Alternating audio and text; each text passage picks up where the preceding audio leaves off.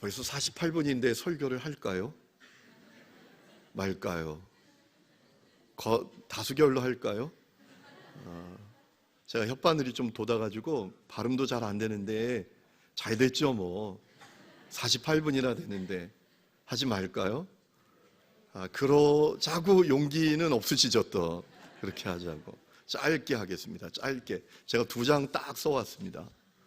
2장하고 4줄 써왔어요. 보통 5장, 4장 꽉 채우고 5장 한 서너 줄 쓰는데 2장 정도 썼으니까 얼마나 빨리 끝내겠어요. 벌써 엉덩이가 들썩들썩 하는 분들이 있죠? 야, 길어지겠어. 가야 될 것 같아. 여러분 조금만 참으시고 말씀을 통해서도 은혜를 누리시면 좋겠습니다. 여러분, 제가 강원도 출신입니다. 신학대학 졸업하고 처음에 충청북도 충주에 가서 사역을 했어요. 그리고 거기서 이제 농촌교회에서 5년 동안 사역하고 부산에 갔습니다. 부산에 가서 조금 당황했습니다. 왜냐하면 사람들이 살갑지가 않아요. 사투리를 써요. 목소리도 커요. 무뚝뚝해요.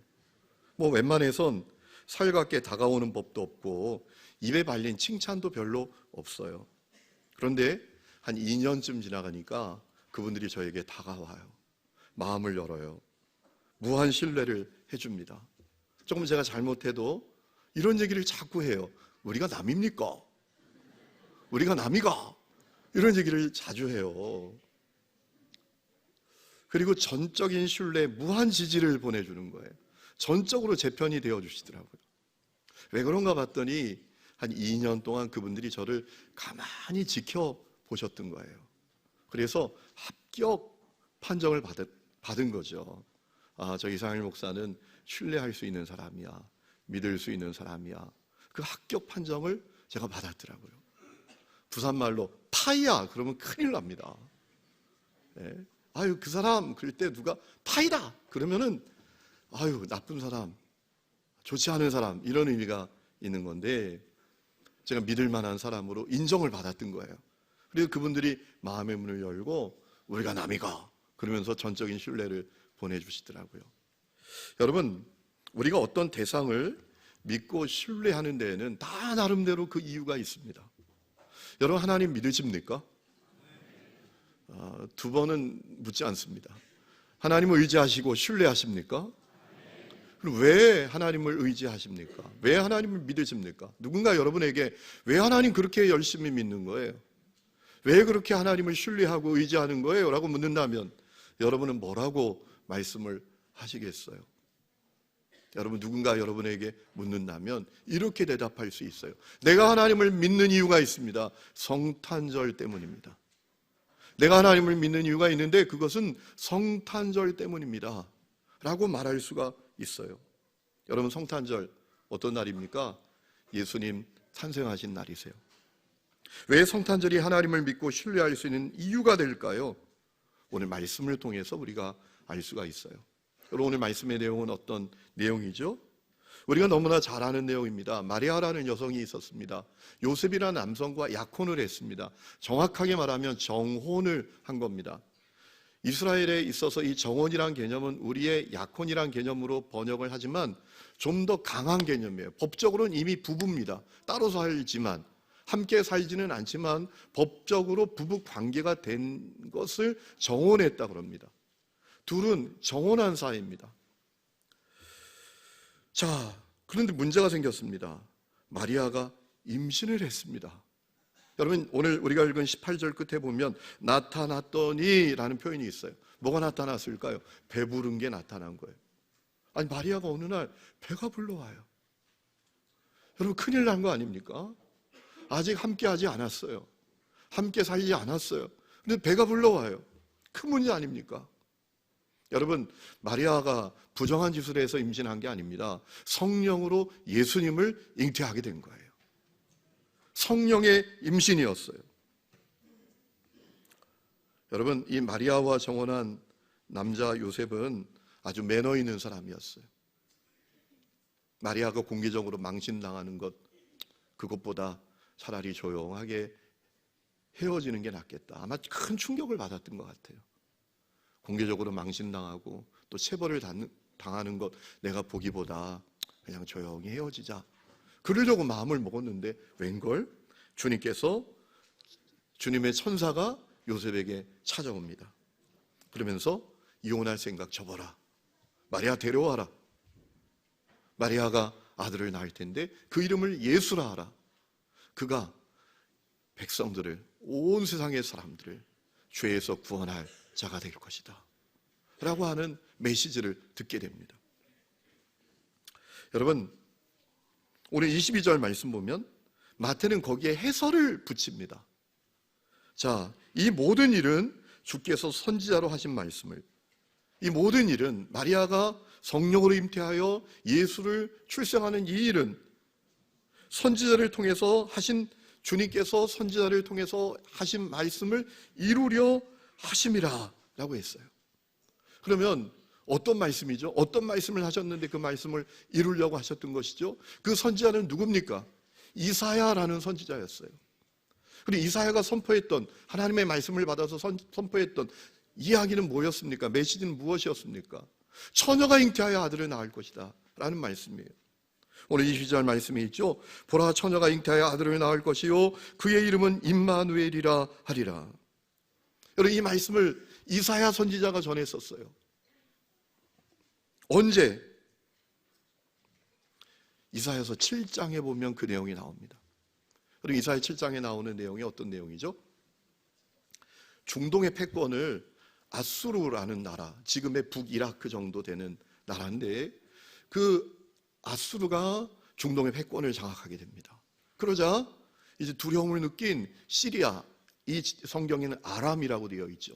그리고 북이스라엘 남유다로 분단되어 있을 때 아닙니까? 시리아와 북이스라엘이 동맹을 맺습니다. 아수르를 견제하기 위해서.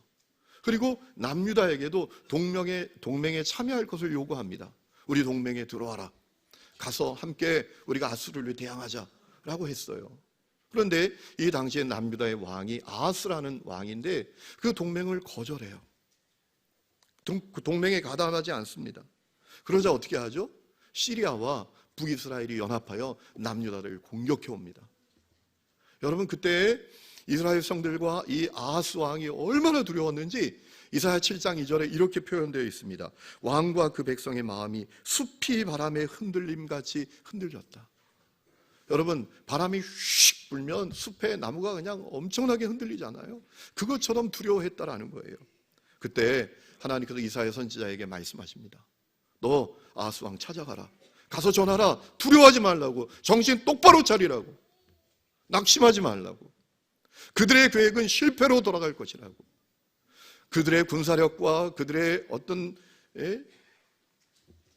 무기가 강한 것 같고 대단한 것 같아도 성경 그대로 번역하면, 말씀드리면 이렇게 말씀하셨어요. 그들은 타다가 만 두 부지깽이에서 나오는 연기에 지나지 않다.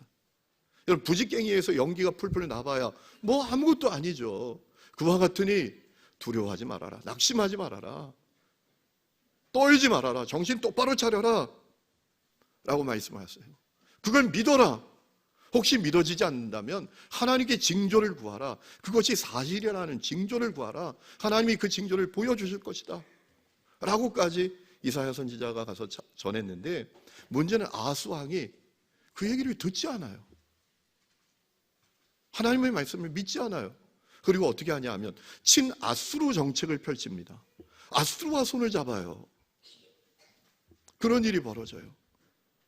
여러분, 성경을 읽어보신 분들은 알겠지만 나중에 이 남유다가 아수르에게 엄청난 고난을 당합니다. 여러분, 그렇게 이 아하스 왕이 믿지 못하자 이사야가 그 불신앙을 책망합니다. 하나님께서 제일 싫어하시고 힘들어하시는 게 뭔지 아냐? 불신앙이다. 그러면서 이 아하스 왕의 불신앙을 안타까워하면서 하나님이 얼마나 우리가 믿을 만한 분이신지, 얼마나 신실한 분이신지 하나님께서 그 징조를 반드시 보여주실 것이다 라고 하면서 했던 얘기가, 보라, 처녀가 잉태하여 아들을 낳을 것이고 그 이름을 임마누엘이라 하리라 라고 하셨어요. 그러니까 이 말씀은 원래 어떻게 주어진 말씀인가 하면, 너 하나님 못 믿냐? 하나님이 얼마나 믿을 만한 분인지 알아? 하나님이 얼마나 신실한 분이신지 아냐? 징조가 있을 거야. 하나님이 절대적으로 믿을 만한 분인 그 징조가 있을 것인데, 처녀가 잉태의 아들을 낳을 것인데 그분의 이름이 임마누엘이야. 하나님이 우리와 함께 계신다 라는 거야 라고 했다는 거예요. 여러분, 놀라운 사실은 이사야 선지자가 그렇게 선포한 지 734년이 지난 후에 그 말씀이 실현이 된 거예요. 주전 734년에 이사야 선지자가 너 하나님 못 믿어? 하나님이 얼마나 좋은 분이신지 알아? 하나님이 우리가 절대적으로 믿을 만한 징조를 하나님이 보여주실 거야. 처녀가 잉태의 아들을 낳을 것이야. 그 얘기를 734년 전에 했는데 734년이 흐른 다음에, 지나간 다음에 실제로 그 하나님의 말씀이 실현됐다라는 겁니다. 그것이 바로 오늘 성탄절인 줄로 믿습니다. 사랑하는 성도 여러분,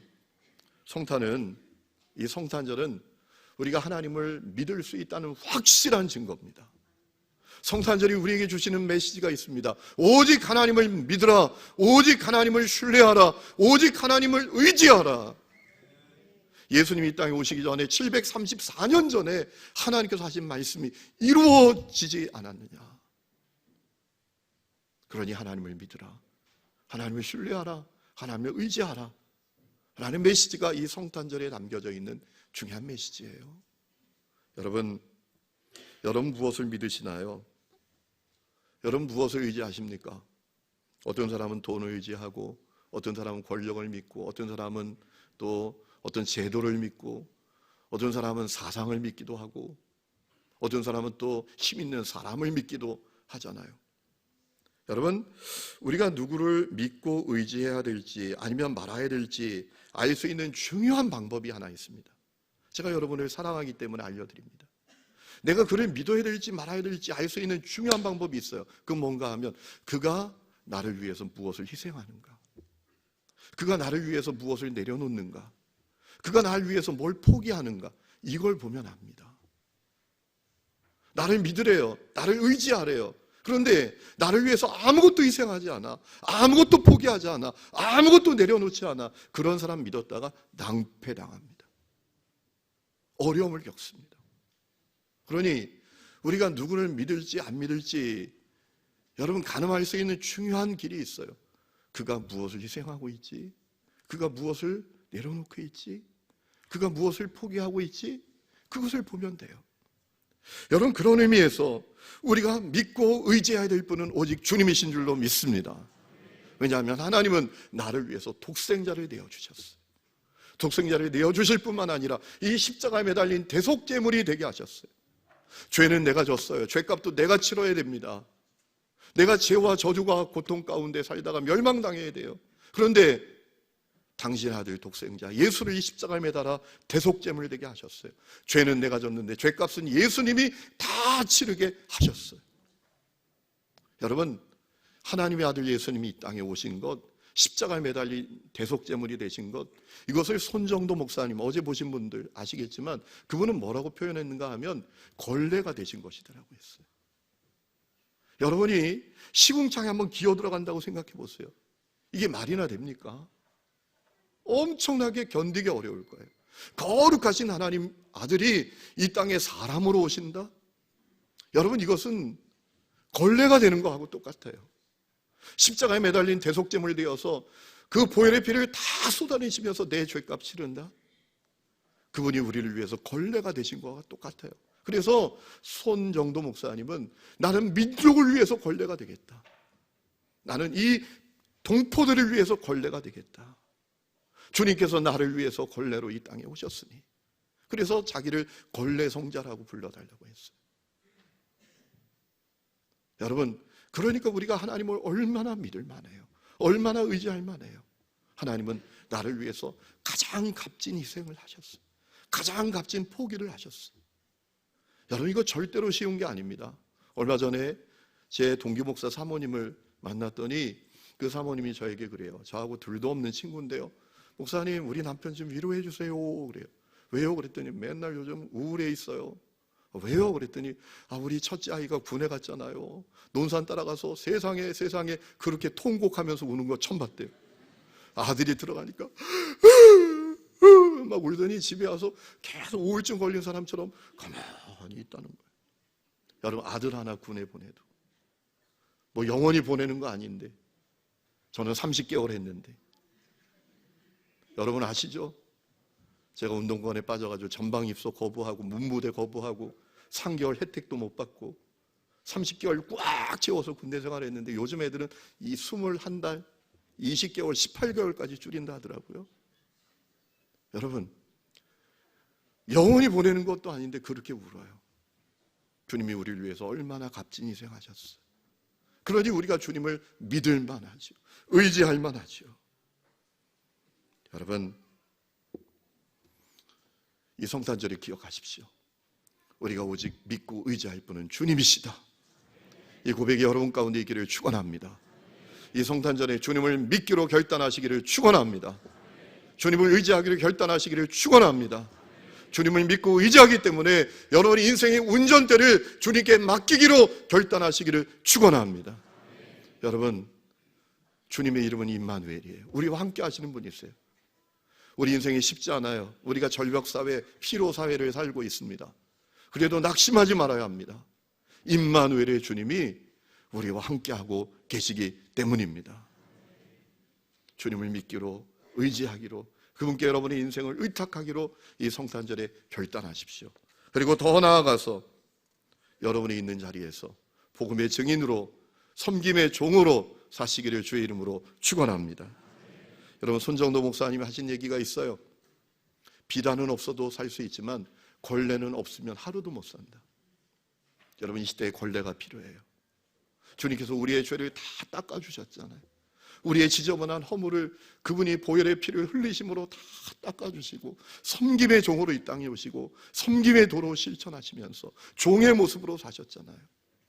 여러분, 주님을 믿으니, 주님을 신뢰하니, 그분을 의지하니, 그분이 우리와 함께하니 우리는 아무리 어려워도 낙심하지 않고 살 수 있을 뿐만 아니라 더 나아가서 삶의 자리에서 복음의 증인으로 살 수 있고 섬김의 종으로 살 수 있는 줄로 믿습니다. 여러분, 이 성탄절에 우리 결단해야 돼요. 나도 걸레처럼 살아야지. 내 삶의 자리에서 아픈 사람들, 힘든 사람들 닦아주고 치워주고 지지해주는 그 삶을 살아야지. 결단하는 여러분들이 될 수 있기를 주의 이름으로 축원합니다.